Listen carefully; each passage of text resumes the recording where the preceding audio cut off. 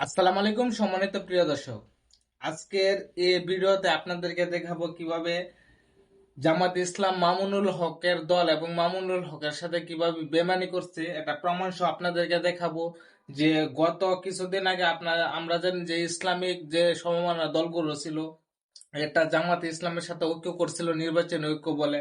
এতে চরমনে পীর সাহেব ইসলামী আন্দোলন বাংলাদেশ এটা থেকে বেরিয়ে এককভাবে নির্বাচন করছিল এবং তারা একটি আসন পেয়েছিল এককভাবে নির্বাচনে। কিন্তু মামুনুল হকের দল তারা বোঝানোর চেষ্টা করছে যে আপনাদেরকে আমরা সিট দিব, আপনাদেরকে সাথ দিব, আপনারা আমাদের সাথে দেখেন, এরকম ভাবে মানে বোঝানোর চেষ্টা করার পর মামুনুল হকের দলও কিন্তু খেলাফত মজলিস এটাতে তাদের জোটের সাথে অ্যাক্টিভ ছিল।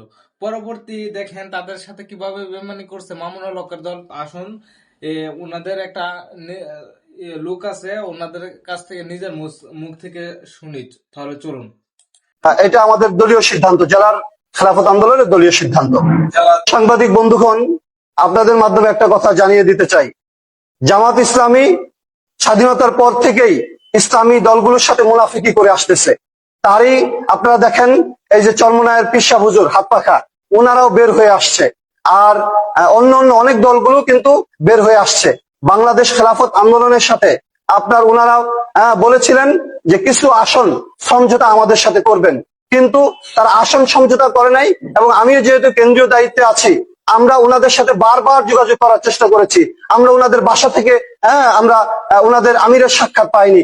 ফোন করলে ওনারা ফোনটাও রিসিভ করেন না। অর্থাৎ ওনারা আমাদেরকে, এই যে 7টা বিভাগীয় সমাবেশ হয়েছে, এই সমাবেশগুলোতে হাত পাখা, বটগাছ আর অন্য দলগুলোকে ব্যবহার করেছে। সুতরাং আপনারা জানেন যে সর্বশেষ যখন তাদের 300 আসনে প্রার্থী দেয়, তখন কিন্তু নিচে লেখা আছে কয়েকটা দলের বিষয়ে আসন সমঝোতা হয়নি। তারই অংশ হচ্ছে বাংলাদেশ খেলাফত আন্দোলনের সাথে 11 দলীয় জোটের আসন সমঝোতা হয়নি। ধন্যবাদ। পরবর্তী। এই যে দেখেন, এটাই হচ্ছে আপনাদের তাদের মূল ইয়ে আর কি, যে জামাত ইসলাম মূল এজেন্ডাই ছিল যে আপনাদের তাদেরকে ব্যবহার করব, বাংলাদেশের মুসলমান অথবা বিশ্বের মুসলমানকে ব্যবহার করে তারা তাদের যে নৈরাজ্য এটা চালিয়ে যাবে।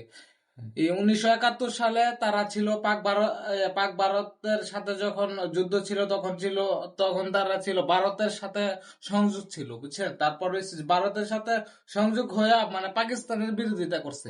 পরবর্তী যখন পাকিস্তান থেকে বাংলাদেশকে আলাদা করার জন্য শেখ মুজিবুর রহমান সহ আমাদের যে মুক্তিযোদ্ধারা তারা যখন আন্দোলন শুরু করবো, যুদ্ধ শুরু করলো, তখন কিন্তু তারা বাংলাদেশের বিরোধিতা করলো। বাংলাদেশের বিরোধিতা করে পাকিস্তানের সাথে হাত মিলাচ্ছিল। পরবর্তী যখন জিয়াউর রহমানের শাসন আমলে তাদেরকে ক্ষমা করে, তাদেরকে কিন্তু এই যে আপনার শেখ মুজিবুর যে শাসন ছিল 1952 থেকে নিয়ে 1974 যে শাসন ছিল, তখন কিন্তু এই জামাত ইসলাম যে বাংলাদেশ থেকে একবার ব্যান ছিল, তারা কোনো রাজনীতি করার সুযোগ পাইছিল না।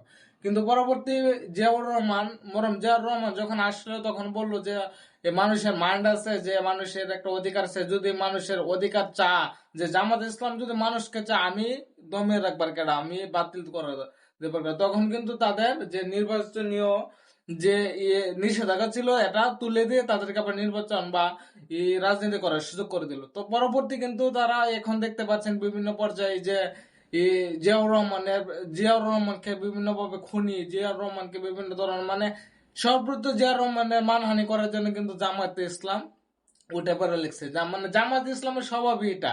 আপনি যদি জামাত ইসলামের উপকার করেন, তাহলে আপনি জামাত ইসলাম আপনার ক্ষতি করবে, এটাই স্বাভাবিক। এটাই জামাত ইসলাম। জামাত ইসলামের কোনো চরিত্র কোনো বলতেই নেই। জামাত ইসলাম ছিল একটা মুনাফিক। মানে বিভিন্ন সময় দেখছেন যে আজকে যে এখন মামুনুল হকের দলের সাথে বা খেলাফত মজলিসের সাথে, যে খেলাফত আন্দোলনের সাথে যে এরা যে বেমানি করলো, এটা কি বুঝাইলো যে তারা কোনোদিনও নিজের স্বার্থ ছাড়া কোনোদিনও চলতো না। এখন দেখেন বিভিন্ন ধরনের বট বাহিনী দিয়ে যে